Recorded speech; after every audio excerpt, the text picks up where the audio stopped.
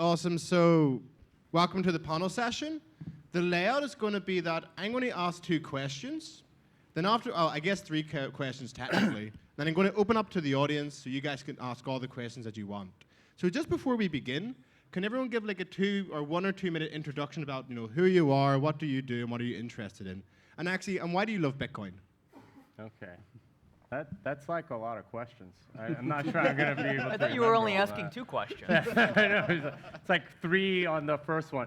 So my name is Jimmy Song. I do a lot of educating. My passion is in teaching and making more developers in this space and making sure that we have a robust ecosystem of developers that are working on this stuff. I love Bitcoin because it is sound money, and that to me is ultimately how we are going to take power away from those that rule over us, and we're going to get rid of the oligarchy that exists today. So that's my thing. I'm Matt.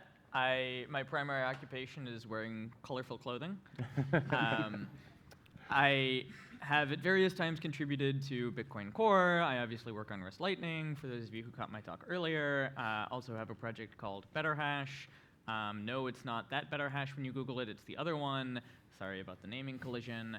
But I've given some talks on that, so you can probably find it. What was the other question? Oh, why I like Bitcoin. Bitcoin is an alternative for people who need it.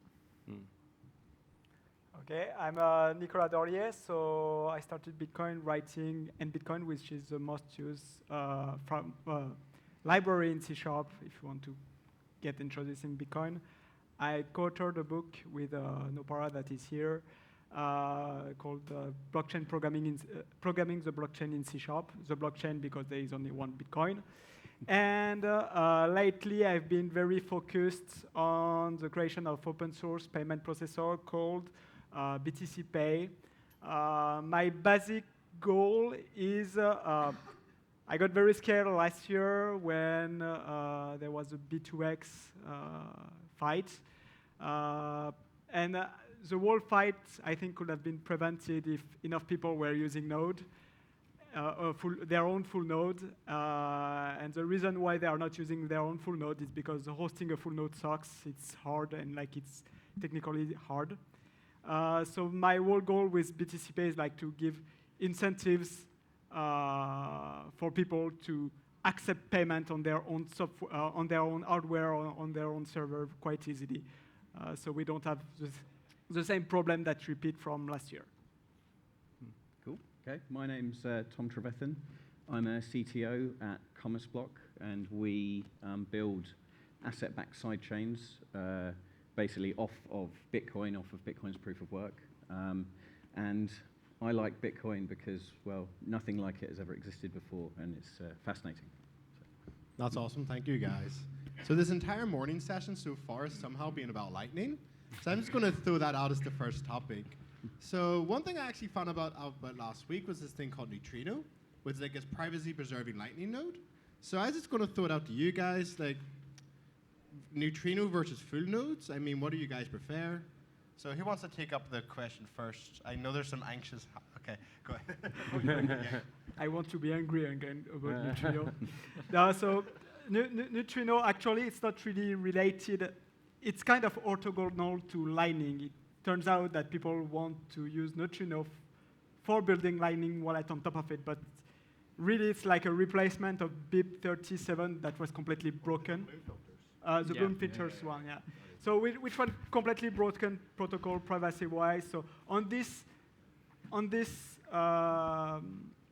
specific matter, Neutrino is just better.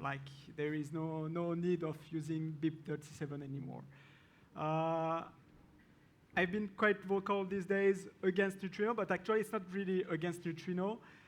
I'm worried that if all wallets start using Neutrino, then they start to have incentive for wallet developers to follow the most proof of work chain by default. And I think that's a very dangerous timing bomb that can blow off in 10 years. And I'm trying to push people to say, even if it seems weird at the first place, but instead of following the most proof of work, just like pick a peer that you trust and just follow this.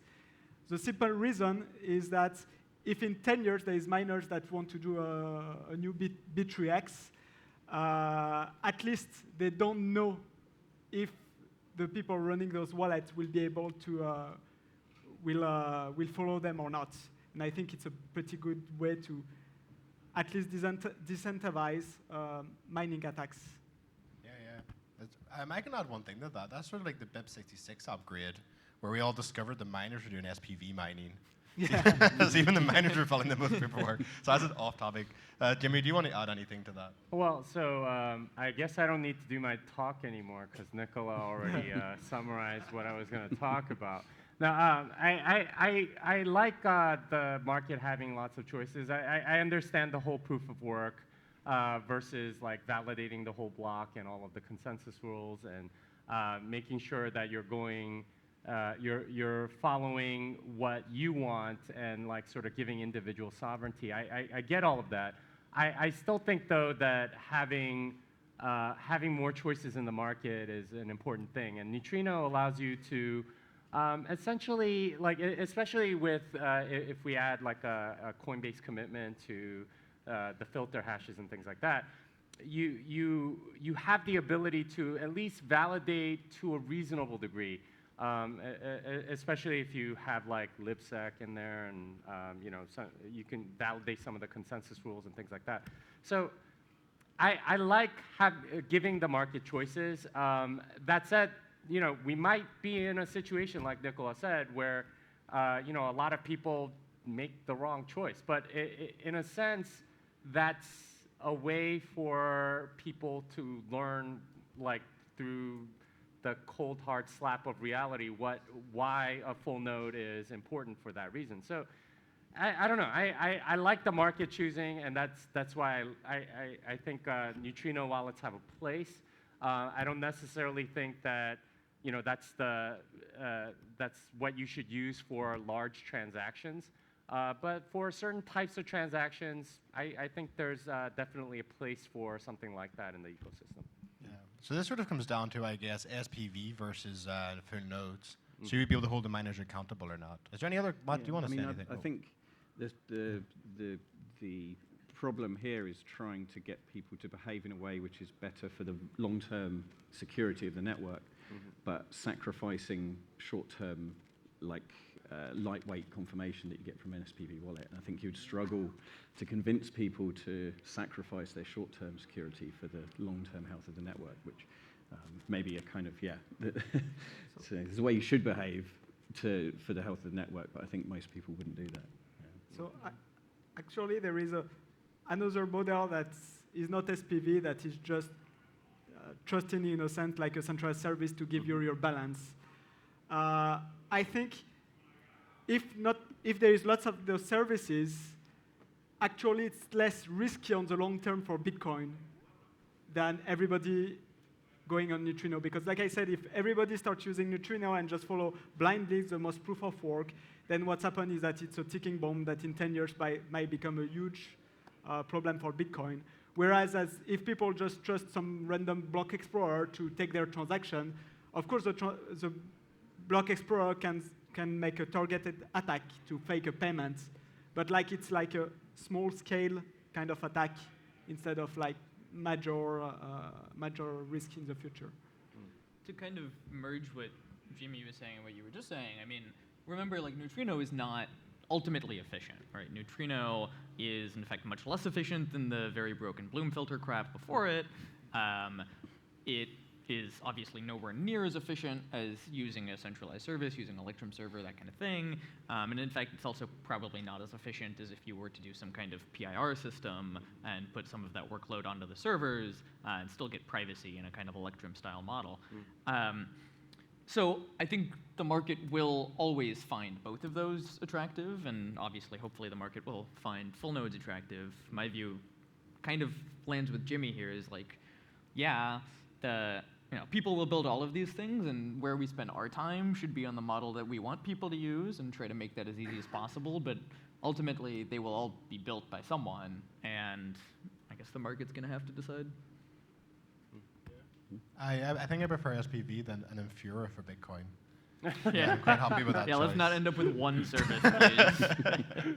Yeah, so I'm going to swap the topic over a little bit, the sidechains. So if I remember right, actually, Matt, are you the co-author on sidechains, or were you heavily involved? Yeah, I was pretty heavily involved. I'm technically on the paper with Yeah, I like remember that. 12 or 13 other people. Yeah, so I remember when I first read the sidechain paper, it was posted on, I think, Bitcoin Wizards back in the day. And the whole point of sidechains was that it could be a playing field for us to experiment with new opcodes. So say cost no input, we could experiment with that on a sidechain. If it doesn't break, we could then put it in the Bitcoin. So it was like a good playing field. But over the past few years, we're starting to see live production ready sidechains. So there's RSK, there's Liquid, there's your organization as well that's building sidechains. So I'm going to throw this question to you, Tom. How do you find production ready sidechains? What's your experience with them so far? Well, I think it's so far the original dream back in 2014 was that you could create a fully trustless, fully permissionless sidechain, and as so far no one has been able to realize that. So all of the sidechains that we have are federated to some extent, have some level of kind of permission control, and I think they can be extremely useful. I think there's lots of ways that you can add this additional functionality, like in Liquid, for example. You can have this additional privacy with confidential transactions, and obviously for many transactions you may not require this full censorship resistance you get from a fully permissionless blockchain like Bitcoin.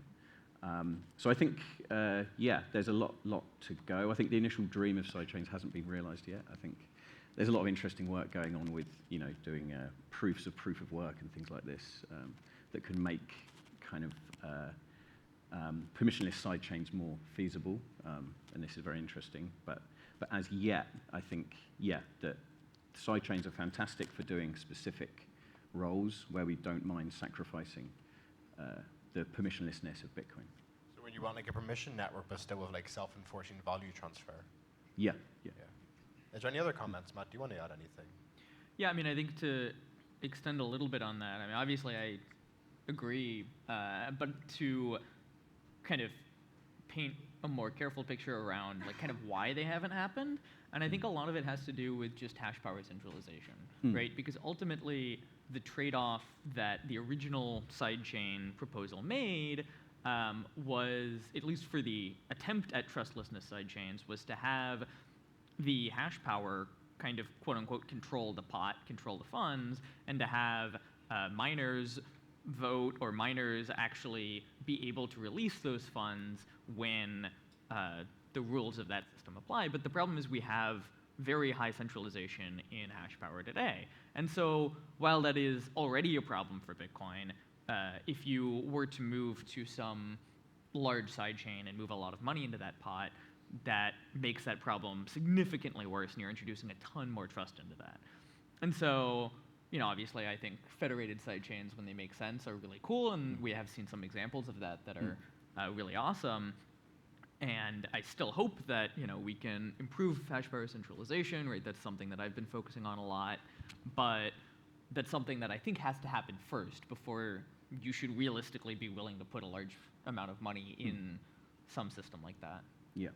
Yeah, there's definitely an increase in attack surface with mining centralization when you have a sidechain where you have to some degree, trust the miners to do the other side of the two-way peg.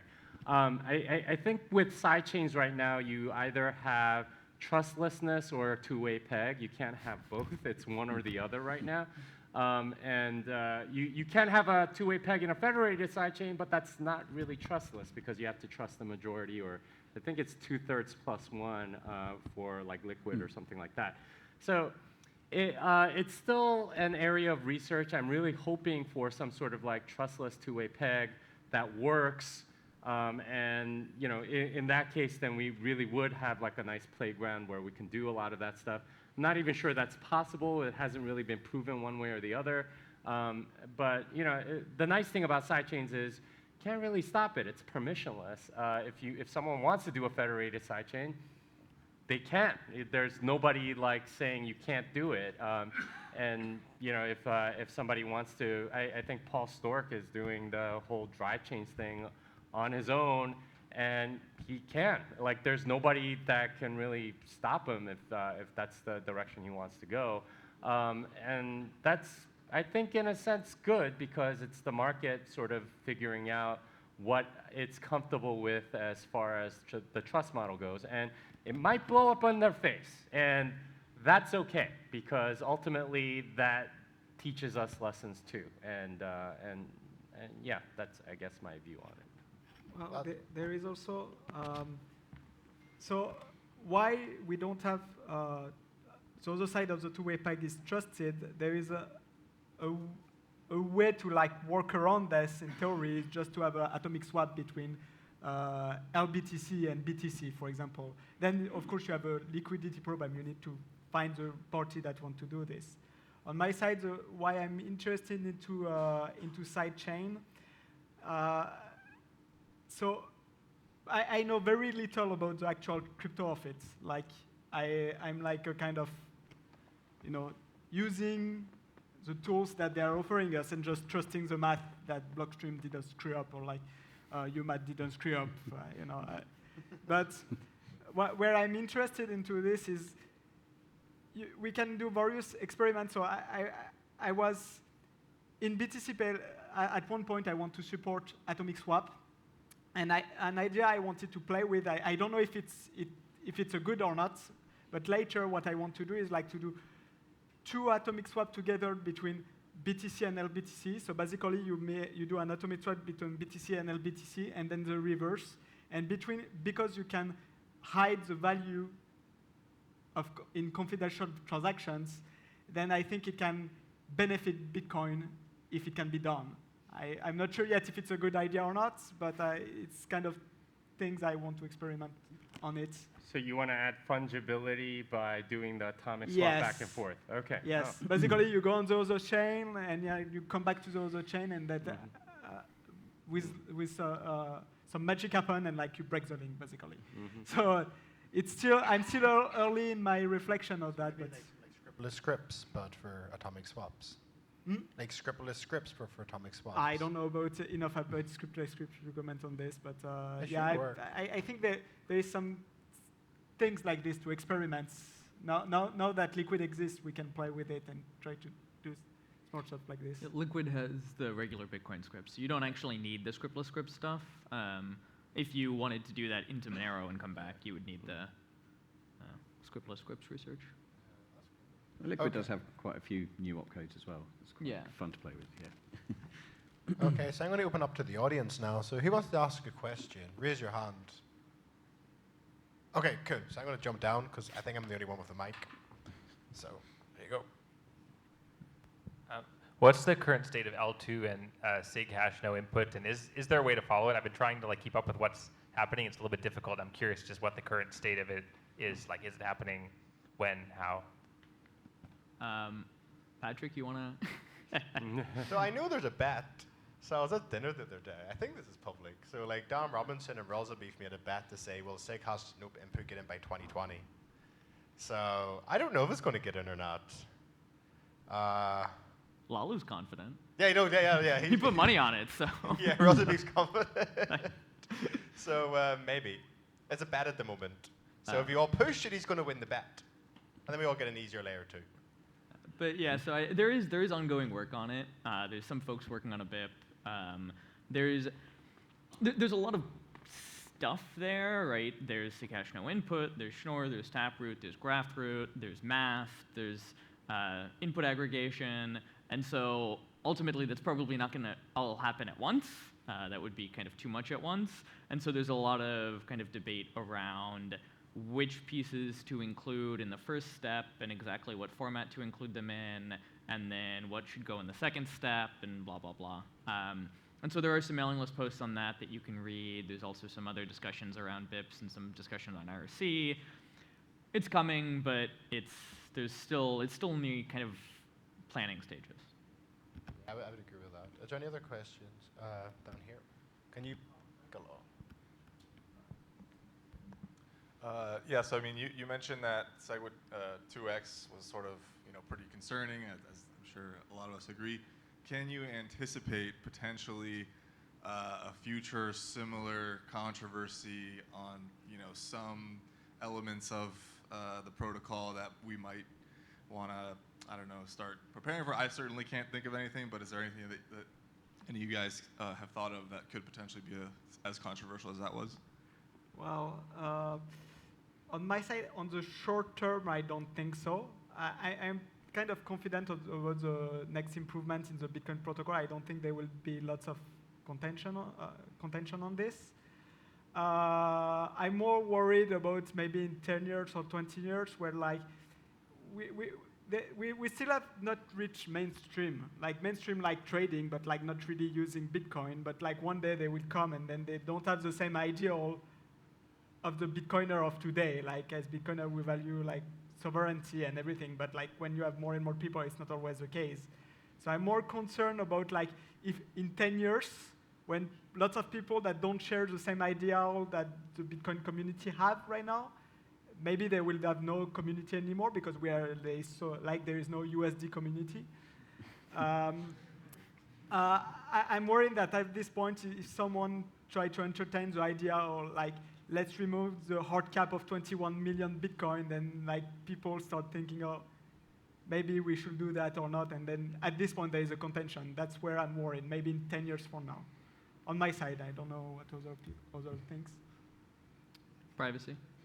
If we ever try to do, if CT and bulletproofs and these things are still advancing quickly, and so I don't think it makes sense to talk about the kind of scalability trade-offs that they have for increasing privacy. But if they continue to advance as quickly as they have been, it might make more sense to talk about trading off some scalability to get more privacy, or at least having the option. I'm sure there will be a lot of debate about how to make that trade-off, and hell, there will probably be debate on just whether or not more privacy should be added, but I'm sure that will be interesting to watch, and assuming crypto keeps advancing. Yeah, the entire like soft fork thing, I mean, the last one was SegWit, and that we all know how contentious that was. I don't know, to some degree, we know that a lot of the belly achers have left, right? Or are, sort of trying to get into the good graces of the true believers of Bitcoin. You can see that in the behavior of the Coinbases of the world, where there's, like Brian Armstrong finally said Bitcoin on Twitter. There's definitely sort of like this weird state that we're in right now, and who knows when that pendulum swings back and things like that. We do have SegWit version 1. I think that for me is kind of like that will give us a good idea of where everyone is, because with SegWit version 0, we knew where everyone was, and a bunch of people split off. And they, of course, split again after that. But like there was clear lines drawn with 2x, with that stuff.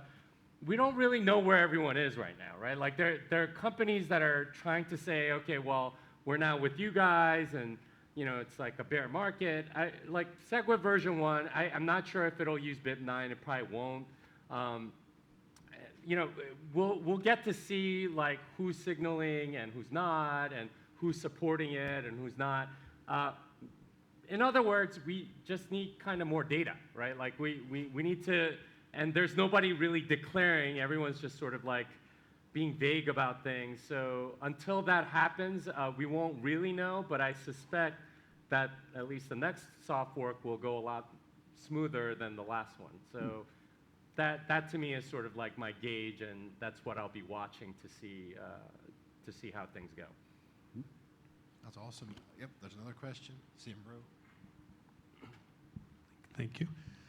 This may be related to Jimmy's answer on why he loves Bitcoin, but this is around the current economic scenario globally. A lot of analysts predicting excessive slowdown in China, in Europe, UK, US, globally. And then the rulers that you were mentioning are kind of directly, indirectly responsible for the slowdown. In case, in an event of a recession, if, as some people are predicting in the next 1 to 2 years, how does that impact adoption within the crypto space? And would that be, kind of a winning moment for us? And are we technologically there yet to kind of, where normal people out there on the streets can see how wonderful the system is? You're asking us to predict something that I don't think any human can really predict. It's really hard to know what the behavior of a really diverse set of people around the world will be should a certain thing happen. There's good arguments to be made for both, right? In a recession, it's possible that a lot more people adopt Bitcoin because they see it as a good store of value. There's also the argument that it's sort of right now a speculative asset, and one of the first things to go during a recession is people pull out of their speculation. We don't really know, right? And this is one of the things about Bitcoin is that short term, we don't, it's hard to predict how the market will react. Long term, we know that there's a fixed supply. At least it's pretty credible at this point because it's lasted about 10 years. And there's generally increasing demand as more and more people find out about it. So over the long term, I think there will be more and more adoption. How that exactly happens, I don't know. If a sovereign wealth fund starts, accumulating Bitcoin in some significant portion, yeah, that'll change the calculus really, really quickly. If, for example, India bans all cash, right? And there's enough penetration of cell phones or something like that, and a really good UI on a wallet, there might be a confluence of events where adoption just explodes. But those are things that you can't really predict because they depend on individual actors in the ecosystem sort of doing certain things. Right now we're in a bear cycle, and I personally think it's a good thing because you're getting rid of a lot of malinvestment.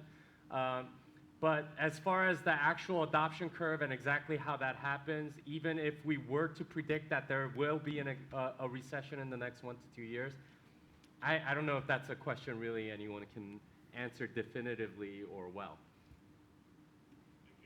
Anyone have a crystal ball? I don't know. On my side, I always think that whatever the price of Bitcoin is, it always, do what it is meant to be, which is protecting your own wealth. So I don't know if it will go up or down. On my side, I don't really care about much as long as I have enough to eat. So yeah, I don't know.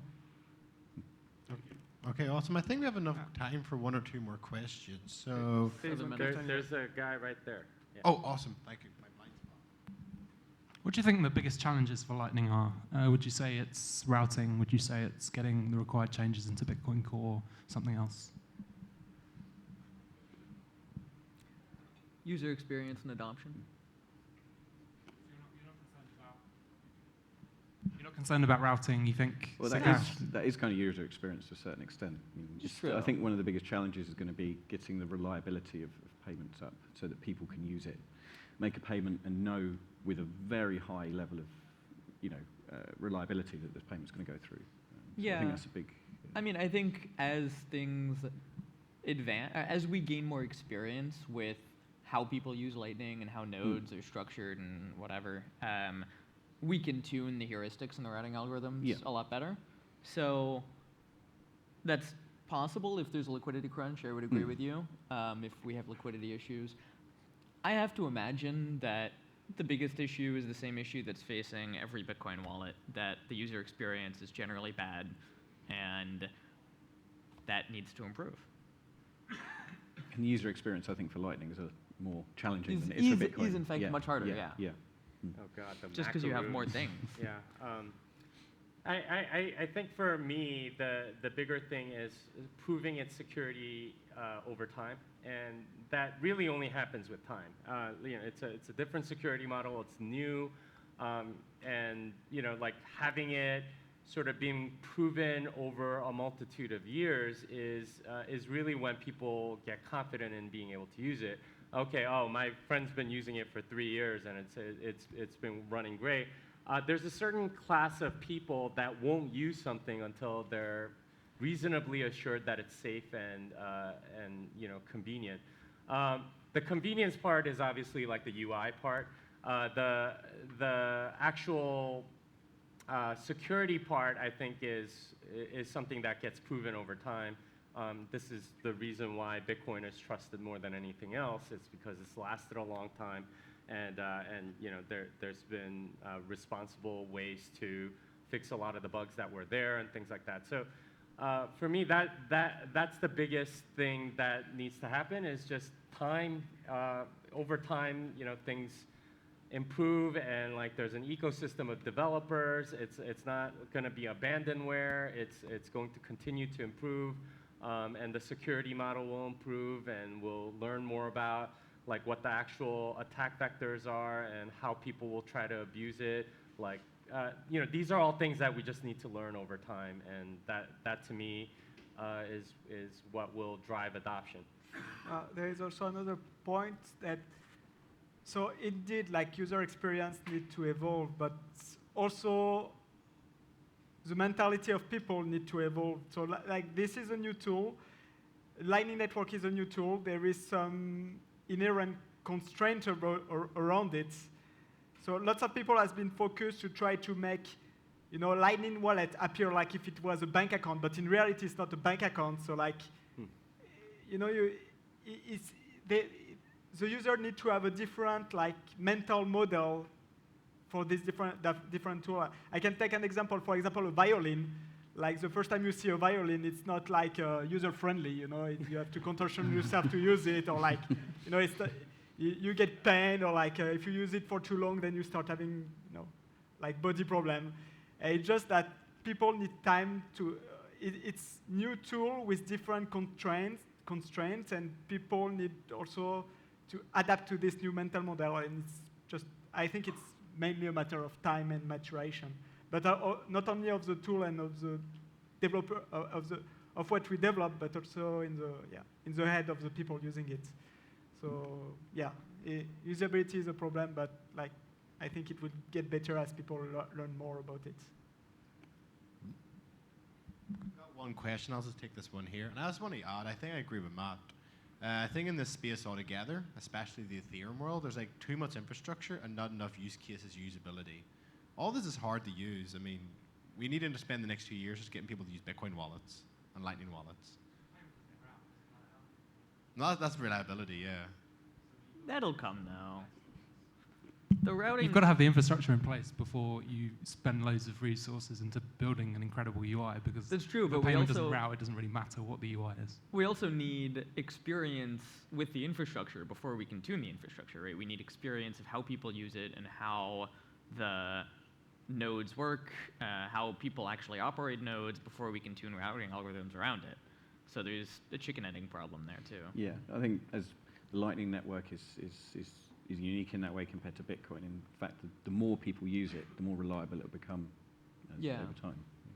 So, okay, I'm going to take one more last question because we have about 2 minutes left. I want to take the one here because he put me earlier. Thanks. There's a growing narrative in the mainstream media about energy consumption is so negative, and just seems to be bigger and bigger all the time. Now, do you think that's real? And is that something that can be addressed or should be addressed? Or is that something that Bitcoin should just ignore and just keep steamrolling ahead? Green power is cheap. Also, there's an article that was written about a week and a half ago. The energy narrative around Bitcoin is all bullshit, something like that.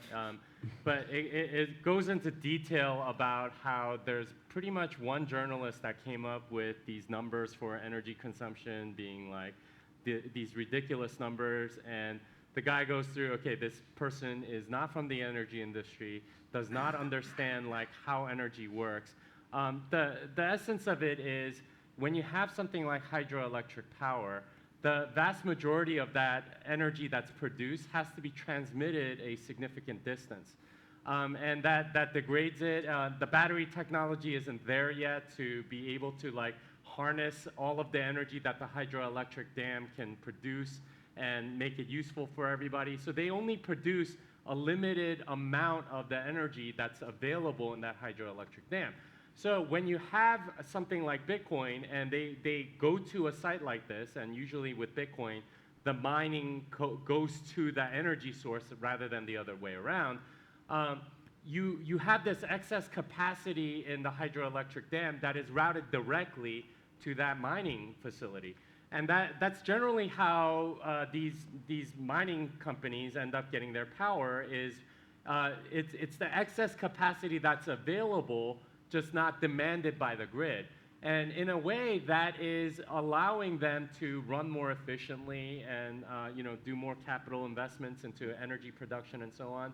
So this entire narrative around energy as if it's a zero-sum game, that if you're using energy for mining, that you're taking away somebody's ability to microwave their ramen or something like that.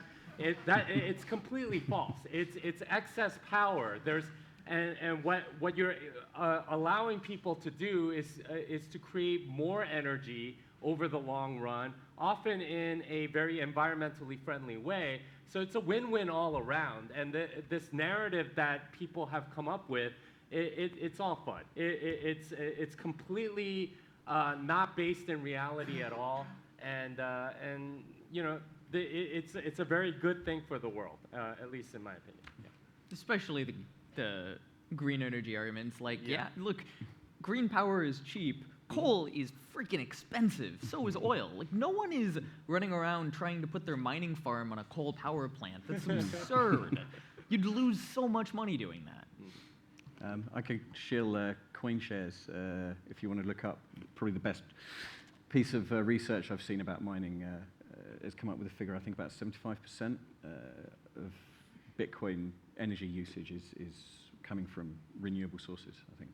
And going up likely. Yeah, and that also doesn't even count there's some people who do natural gas, so you often have stranded natural gas that's not economically viable to transport it somewhere and use it more efficiently, and so they literally just burn it off because it's actually worse for the environment to dump methane into the air than to burn it. And so that's free power that's literally just already aflame there, and there's some people who are using that for mining because you're already just going to burn it off anyway. Yeah. I can say also, it's an idea I thought recently, but actually it can save us from a zombie attack on the cities. I explain myself. So imagine that a world where, I don't know, maybe a war, a zombie attack on the city or whatever. Like, if Bitcoin is widely using clean energy, then it means that it's like quite the mining power is quite distributed on the planet, which means that actually if you cannot live in the city, then you can just migrate somewhere, I don't know, in the countryside, go to where the miner is, unplug the miner, and use the infrastructure that has been built for miners, but for real usage. So I think it can save us from zombie apocalypse. I think that's a beautiful way to end it. Yeah, so thank you guys for the wonderful comments. I think we're out of time now. So again, just one last round of applause for our panelists. Zombie apocalypse. And Pat. Okay, now. Yeah, and I'll pass it